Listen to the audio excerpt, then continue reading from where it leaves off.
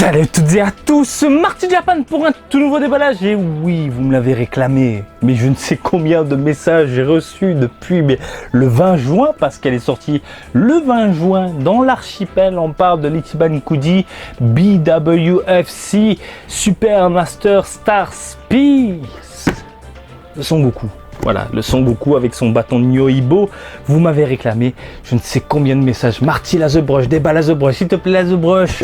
Alors je le rappelle, de base je ne suis pas youtubeur, donc j'ai un métier, j'ai une vie. Du coup j'essaie de trouver du temps, et quand j'en ai, eh bien je vous fais du déballage. Et là j'ai du temps, bordel de merde, ça y est. Voilà, on va se pencher enfin sur la The Brush. Vous l'attendiez, on va la décortiquer. Alors je croise les doigts pour ne pas choper ce que j'appelle la mèche dauphin. Il faut savoir qu'il y a des produits, la mèche d'en haut elle tombe et j'ai l'impression de voir une nageoire façon dauphin. Bon bref, pas très joli. Certains ont eu du cul, pas de problème, d'autres pas de chance. Voilà. Donc comme je vous l'ai dit, c'est sorti le 20 juin. Prix du ticket 5000 yens si vous tirez le premier ticket volume 1, enfin le numéro 1, lot A. Vous tombez sur la bête. Il faut savoir qu'au Japon, la The Brush a explosé en prix. J'ai jamais vu ça dans l'histoire des Super Master Star Peace. La The Brush qui est plus chère que la The Tone ou la Animé, alors que c'est la figurine la plus facile à choper. Au début, elle était vendue dans les 9000 yens, puis après elle est passée à 10 000, puis d'un coup elle est montée à 14, 15, 16, elle atteint les 20 000 yens. 20 000 putain de yens. Actuellement, j'en sais rien du tout à la cote du moment au Japon, mais elle a pété en cote. Je trouve ça incroyable pour de la The Brush. Je pense que les Japonais sont attirés par les couleurs avec des couleurs nuancées, des petites tonalités à droite à gauche. C'est propre à la The Brush et non pas forcément attirés par ce qui est plus ou moins rare.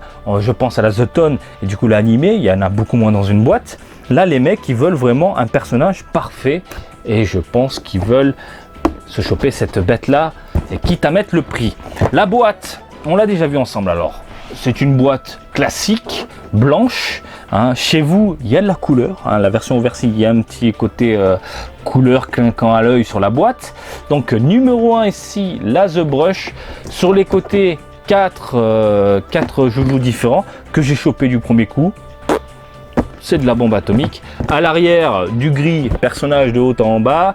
Banpresto qui distribue tout ça. Dragon Ball Super à la licence. Banda Spirits, blablabla. Vous connaissez la chanson. Je vais prendre mon petit cutter et on découvre ce nouveau joujou du jour ensemble. À l'intérieur, carton de protection, bien évidemment. Quoique, il peut y avoir aussi des plastiques rigides. Alors, est-ce que je peux la sortir facilement? Oui, ça va. Hop là. Viens là, bébé. Je préfère les plastiques rigides pour les Super Master Star Peace plutôt que le carton comme ça. Et puis, on découvre la bête d'un côté, Nyoibo. S'il vous plaît, pas la mèche de dauphin. S'il vous plaît, s'il vous plaît. Je transpire, j'en peux plus. Bref, nous avons du coup 1, 2, 3, 4 et 5 pièces. Nyoibo est à monter, donc le bâton magique, voilà, il est quand même très grand. On a ensuite le fameux bloc de plastique qui sert de support pour faire tenir la figurine debout. Putain, si elle se pète la gueule, ça va pas le faire. Ensuite, nous avons le bas du corps avec le papier bulle à enlever qui protège du coup la petite ceinture, l'obi.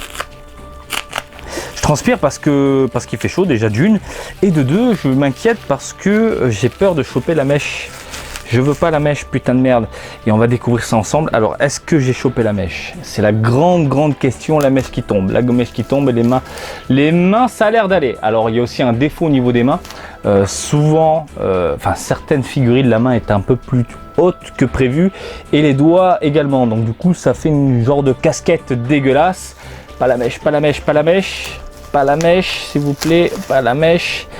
Putain, les fils de...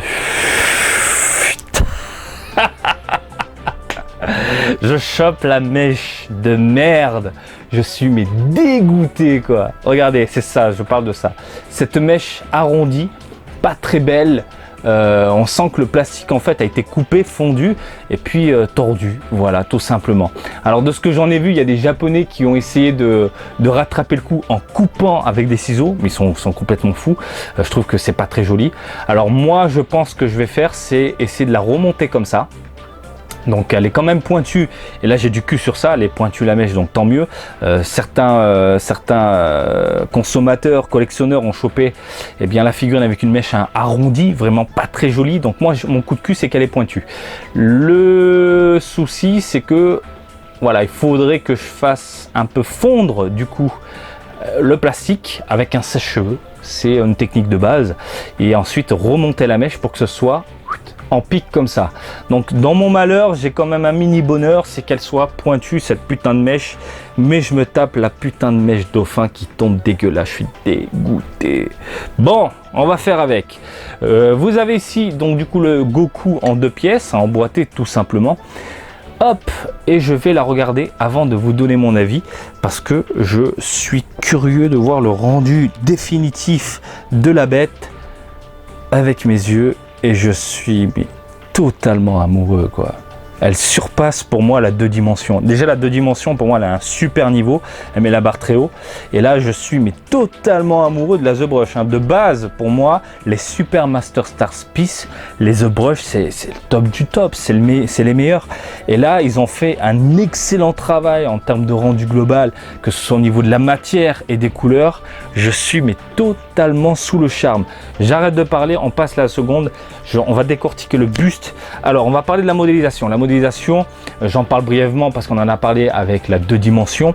Une belle modélisation, une belle carrure, mais ce qui est bien et ce qui est plutôt aussi intéressant, c'est qu'avec des couleurs différentes, on a l'impression de voir une carrure beaucoup mieux modélisée. C'est bête, mais les couleurs jouent avec les yeux, avec les sens. Et j'ai l'impression que les pecs sont beaucoup plus gonflés que la 2 dimensions. Alors que c'est faux, parce que ce sont les couleurs qui me font croire ça. On part ici, alors oui je parle des couleurs, hein. On part ici sur quelque chose de très foncé qui tire vers quelque chose de plus clair, vous le savez, on a l'habitude à force, et justement c'est pour mettre en avant cette carrure monumentale de Goku, et je trouve ça hyper bien pensé, hyper bien travaillé. La modélisation est juste complètement dingue. Quelques pliures à droite à gauche au niveau des vêtements. La corde elle est dans le move, en plein vent, voilà, magnifique. La main je suis content, même si elle est un peu tordue, je pourrais la redresser. Non ça va, c'est pas trop dérangeant, tant mieux. Elle n'est pas en mode dégueulasse comme j'ai pu le voir chez certains collectionneurs. Un bras de mammouth magnifique, rien à dire, bien musclé. En plus il y a de la veinasse, au niveau de la main, il y a de la veinasse ici au niveau de l'avant-bras. Alors au niveau du fourreau, là où le bâton magique normalement on peut pas le mettre, mais bon, se positionne, on le fout dedans, enfin Goku le fout dedans à la base. Alors il y a des fourreaux tordus, moi il est un petit peu tordu, d'autres pas tordus, d'autres vraiment très tordus, hein. Il y a des trucs comme ça, de ce que j'en ai vu. Pareil, utilisez un sèche-cheveux, faites fondre un petit peu le plastique, hein, faites-le chauffer, puis après redressez tout ça, laissez refroidir, et puis vous avez un bon petit Goku bien proportionné, sans problème, avec un fourreau bien droit, voilà. La tête, je suis complètement sous le charme, il est magnifique, même s'il a un petit nez de Pinocchio, moi je suis totalement amoureux. Les cheveux, on en avait parlé en termes de modélisation, le seul vrai problème c'est la jointure qui est là. Moi j'aurais voulu quelque chose dans le move, en adéquation, voilà, ils auraient pu rajouter un peu de pâte, j'en sais rien, quelque chose pour faire quelque chose de très joli, de beaucoup plus joli, pardon. Après je peux comprendre le sculpteur, comme je l'avais précisé, c'est que les cheveux ont été travaillés sous différentes facettes, avec différentes pièces. Et le résultat est assez plaisant à l'œil, je trouve. Il est complètement fou, hein. Je veux dire, le mec, c'est Yamashita, hein. Monsieur Yamashita, c'est quand même cassé le cul pour nous en mettre plein la gueule. Regardez-moi ses cheveux, c'est pointu, c'est nickel. Mis à part la mèche dauphin, mais ça c'est un problème de fabrication, un problème d'usine. Bah ça a de la gueule, ça a complètement de la gueule. Alors le bas, quand on emboîte ensuite la figurine avec, hop là, le buste, le bas, tout ça. Vous avez la figurine, pardon, dans son intégralité, et c'est incroyable, c'est incroyable, je trouve ça complètement fou. Lobby qui est dans le move également, hein, même chose avec les cordelettes, comme je vous l'ai dit tout à l'heure, le petit vent qui passe, ça fait du bien, on sent la petite brise fraîche, il m'en faudrait une là parce que j'ai chaud, je n'en peux plus, saloperie d'humidité au Japon. Et puis voilà, écoutez la modélisation, elle est magnifique, les bottes impeccables. On va se pencher sur les couleurs, comme je vous l'ai dit tout à l'heure, il y a différentes tonalités, il y a différentes nuances. Alors le premier truc, là où je suis vraiment content, c'est un aspect mat sur les vêtements, partout, un aspect mat sur la peau, un aspect pas trop mat, hein, légèrement brillant au niveau des cheveux, mais c'est pas non plus dérangeant, mais c'est de la bombe atomique, c'est de la bombe atomique. Donc différentes tonalités au niveau des muscles qui met en avant la carrure du personnage, différentes tonalités au niveau des vêtements. Voilà, on a une sorte de bleu légèrement cassé, grisâtre, qui tire vers quelque chose de plus léger, un bleu ciel vraiment plaisant à l'œil. Et puis les vêtements dans ce ton kaki magnifique. On a du foncé au niveau des pliures, à l'intérieur on a quelque chose de plus clair, magnifique. Et regardez-moi ces cordelettes au niveau des chevilles, c'est hyper bien travaillé. Encore une fois, le mat, c'est de la bombe atomique. Et là, on a du orange, du jaune. Enfin, c'est de la bombe atomique. Au niveau de la botte, mais regardez-moi ça, on a l'impression de voir du cuir, quoi. On a l'impression de voir du cuir. Donc, on a un aspect un peu gris, un peu usé, plutôt plaisant. Et puis, on a un noir un peu brillant, comme s'il avait des petites bottines. Putain, mais ça rend vraiment très, très bien, quoi. C'est de la bombe atomique. Je suis, mais alors, totalement sous le charme. Je vais lui mettre, hop, la Nyoibo dans la main. Alors, la main qui est très bien modélisée. Vite fait, au niveau des couleurs du bras, bah, même chose. Hein. On en parle vite fait, mais quelques tonalités à droite à gauche. La musculature mise en avant, magnifique. Le fourreau est vraiment superbe également. On a un aspect bois qui j'ai l'impression de voir du bois, quoi. C'est trop bien travaillé également au niveau de la cordelette, hein, des petites taches, voilà, putain, c'est impeccable. Ils auraient pu faire un truc hyper simple, c'est-à-dire qu'au niveau de la cordelette, un petit gris, pépère, passable. Non, ils ont rajouté des petits détails à droite à gauche. Voilà, on a l'impression de voir une vraie cordelette. Hein, ils auraient pu, je sais pas, au niveau des chevilles, faire quelque chose de simple également. Allez, on s'en bat les steaks. Non, c'est hyper bien travaillé. Alors ça, j'imagine que c'est une jointure à la base, mais qui a été peaufinée pour que ça devienne du textile. Voilà, comme si ça avait été cousu, et ça rend très bien. Et ce n'est pas une jointure, si, oui, c'est une jointure travaillée. Et franchement, tu le captes pas. Tu le captes pas, tu as l'impression que ça fait partie du jean, comme vous avez sur les côtés, regardez votre jean, vous verrez, voilà, c'est de la bombe atomique. C'est de la bombe atomique, je suis, mais alors, entièrement sous le charme de cette figurine là. Alors Nyoibo, viens là mon petit Nyoibo. Ah, parlons-en de Nyoibo, tiens, vite fait. Ben, il est pourri. Il est vraiment pourri. En fait, c'est le seul gros défaut de cette figurine là, c'est ça, ce bâton là. Pourquoi? Parce qu'elle est dans un plastique dégueulasse, mais vraiment dégueulasse.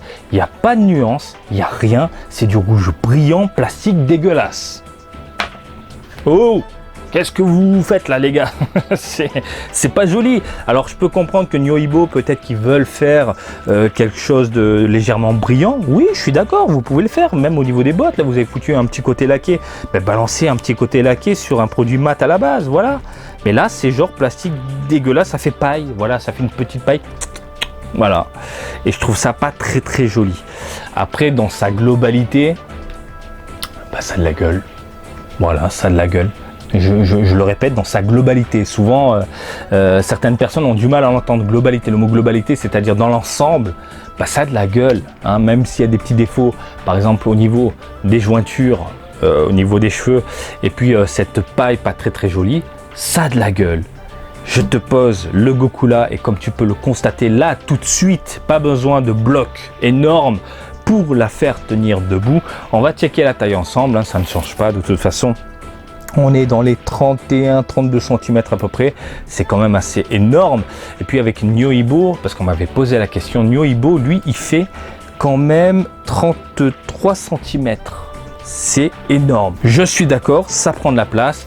Il vous faut de l'espace pour exposer cette figurine-là. Est-ce que je vous la recommande? regarde ma tête mon gars, bien évidemment.